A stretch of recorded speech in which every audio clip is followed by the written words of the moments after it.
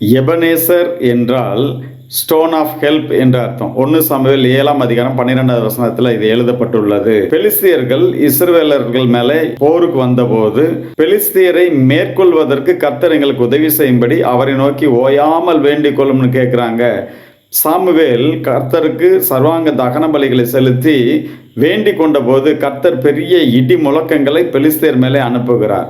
அப்போ அந்த இடி முழக்கங்கள் அவர்கள் மேலே விழுந்ததுனால பெலிஸ்தியர்கள் பட்டு விழுந்தார்கள், இஸ்ரவேல் ஜனங்கள் ஜெயித்தார்கள் இருக்கு. அப்போ சாமுவேல் 1 சாமுவேல் 7:12 இப்படியாக எழுதப்பட்டுள்ளது.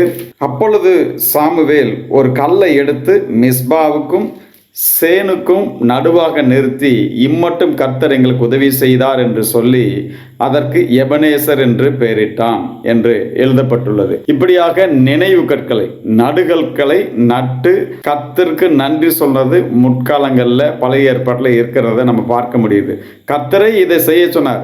ஏன்னா கர்த்தர் செய்த நன்மைகளை ஜனங்கள் மறந்துடக்கூடாது. 2வது, கர்த்தர் செய்த நன்மைகள் பின்வரும் சந்ததியை நினைவு கூறணும். பின்வரும் சந்ததிக்கும் இதை எடுத்து சொல்லணுங்கிறதுக்காக ஆண்டவர் செங்கடலை பிளக்கும் போது, யோர்தானை கடக்கும் போது, இப்படியாக ஒவ்வொரு சந்தர்ப்பத்தையும் பெரிய பெரிய அற்புதங்கள் செய்யும் போதெல்லாம் இது போன்ற காரியங்களை அவரே செய்ய சொல்லுவார். பின்னால் வர சந்ததி இந்த கல்லை பார்த்து என்னன்னு கேட்டாங்கன்னா, கர்த்தர் எங்களுக்கு உண்டான நெருக்கத்தில் நாங்கள் இப்படியாக பாடுபட்ட அந்த நாட்களில் கர்த்தர் எங்களுக்கு எப்படி அற்புதம் செய்தாருங்கிறத நீங்கள் எடுத்து அடுத்த தலைமுறைக்கு சொல்லணுங்கிறதுக்காக அதை அவர்களுக்கு செய்ய சொன்னார். வெறும் நன்றி கூறுவதற்காகவும் பின்வரும் சந்ததிக்கு அதை எடுத்து சொல்வதற்காக மட்டுமல்ல, இது போன்ற நெருக்கங்கள் வாழ்க்கையில் வரும்போது நெருக்கமுள்ள ஒரு மனுஷனுக்கு பயம், கலக்கம், அச்சம், நடுக்கம், முன்னேறி செல்வதில் தடைகள், இது போன்ற ஒரு சோர்வுகள் உருவாகும். இதையெல்லாம் கர்த்தருக்கு இதெல்லாம் மறந்து கர்த்தருக்கு நம்ம நன்றியை சொல்லும் போது, கர்த்தர் செய்த நன்மைகளை நினைவு கூறும்போது, அவருடைய வல்லமையை நீங்கள் நினைக்கும் போது, இப்போவும் நமக்கு அப்படிப்பட்ட ஒரு காரியத்தை செய்வார் என்று கர்த்தர் மேலே ஒரு எதிர்பார்ப்பும் அவர் மேலே ஒரு விசுவாசமும் பெருகி பயம், கலக்கம், அச்சம், நடுக்கம் எல்லாம் நீங்கி அவங்களுடைய வாழ்க்கையில முன்னேறி செல்வதற்கும் ஜெயம் எடுப்பதற்கும் அது ஒரு பேருதவியாக இருக்குங்கிறதற்காக கர்த்தர் இப்படிப்பட்ட காரியங்களை செய்ய சொன்னார். அப்போ கர்த்தர் செய்த நன்மைகளை எல்லாருமே வருஷ கடைசினா ஆண்டவர் அந்த வருஷத்தில் என்னெல்லாம் செய்தாருங்கிறத நன்றி சொல்லுவாங்க. வெறும் அந்த வருஷத்துக்கு செய்த நன்மைகளை அப்போ நன்றி சொல்லிட்டு நியூ இயர் வந்தோடனே மறந்து போயிடுறது கிடையாது. வாழ்நாளெல்லாம் கர்த்தர் இப்படியாக உங்களுக்கு என்னெல்லாம் பெரிய பெரிய அற்புதங்களை செய்திருக்கிறாரோ அவைகளை எல்லாம் நீங்கள் ஒரு நாளும் மறக்காமல் நீங்கள் நினைவு கூர்ந்து நன்றி சொல்லுங்கள். அப்பொழுது உங்களுடைய விசுவாசம் பெருகும். இப்படியாக கர்த்தர் உங்களுக்கு அற்புதங்கள் மேலே அற்புதங்களை செய்வார். இந்த ஸ்தலம் வெறும் நடுகற்களை மட்டும் நடவில்லை, இது இன்னொரு காரியத்துக்கு ஒரு அடையாளமாக இருக்குது. 1 சாமுவேல் 4வது அதிகாரத்தில் இதே இடத்துல இந்த ஜனங்கள் பெலிஸ்தியர்ட்ட, இஸ்ரவேல் ஜனங்கள் பெலிஸ்தியர்ட்ட தோற்று போயிருந்தாங்க. எந்த இடத்துல தோற்றார்களோ அதே இடத்துல மறுபடியும் ஜெயிக்கும்படி கர்த்தர் உதவி செய்தார்.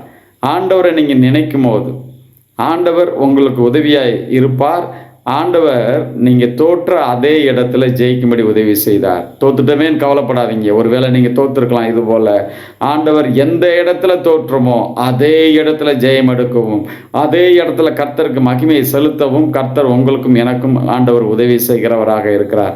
அதோடு முடிந்து போயிடலாங்க. அதுக்கு அடுத்த வசனத்தில் இப்படியாக எழுதப்பட்டுள்ளது, இந்த பிரகாரம் பெலிஸ்தியர் அப்புறம் இஸ்ரவேல் எல்லையில் வராதபடிக்கு தாழ்த்தப்பட்டார்கள்.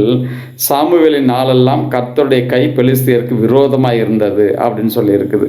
பாருங்க, இஸ்ரவேலருக்கு எதிராக பெலிஸ்தியர் அப்புறம் வரவே இல்லை. சத்துருக்களை ஆண்டவர் தாழ்த்தினார்ன்னு இருக்கு. எல்லா எதிரிகளை கர்த்தர் என்ன செய்வார்? பலங்குன்றி போக பண்ணுவார், அவர்களை தாழ்த்துவார். உங்கள் தலையை நிமிர பண்ணுகிற தேவனாக அவர் இருக்கிறார். அவங்களுடைய எல்லைகளில், சத்ருவின் எல்லைகளில் காணப்பட மாட்டார்கள். உன்னோடு கூட போராடினவர்களை தேடியும் காணாதிருப்பாயின்னு சொல்லி வசனம் சொல்லுது. ஒரு வழியாய் புறப்பட்டு வந்தால் 7 வழியாய் ஓடி போவார்கள்னு வசனம் சொல்லுது. அப்படியாக கூட கர்த்தர் சத்துருக்களை சிதறடிக்கிற தேவன், சத்துருக்களை தாழ்த்துகிற தேவன், சத்துருக்கள் உங்கள் எல்லைகளில் காணப்படாதபடியே செய்கிற தேவனாக இருக்கிறார்.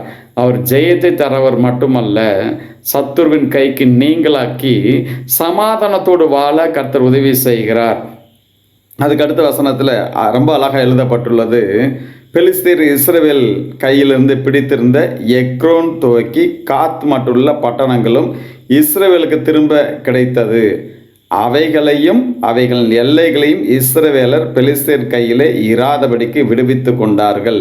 இஸ்ரவேலுக்கும் எமோரியருக்கும் சமாதானம் உண்டாயிருந்தது. ஒரு பக்கம் சமாதானம் உண்டாயிருந்தாலும் அவங்க வாழ்க்கையில் சத்துருவினுடைய பின்தொடர்தல் எதுவும் இல்லாமல் போகிறது மட்டும் கிடையாது. சத்துருக்கிட்ட எதை தோத்திருந்தார்களோ, சத்துரு மேற்கொண்டு எதெல்லாம் அவங்ககிட்ட இருந்து பறிச்சிருந்தானோ அதை ரெஸ்டோர் பண்ணுவார். மறுபடியும் பெற்றுக்கொள்ளும்படியாக கர்த்தர் உங்களுக்கு உதவி செய்கிற தேவனாக இருக்கிறார்.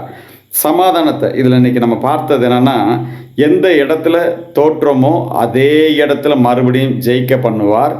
சமாதானத்தை கட்டளையிடுவார். சத்துரு உங்கள் எல்லைகளில் வரவே மாட்டான்.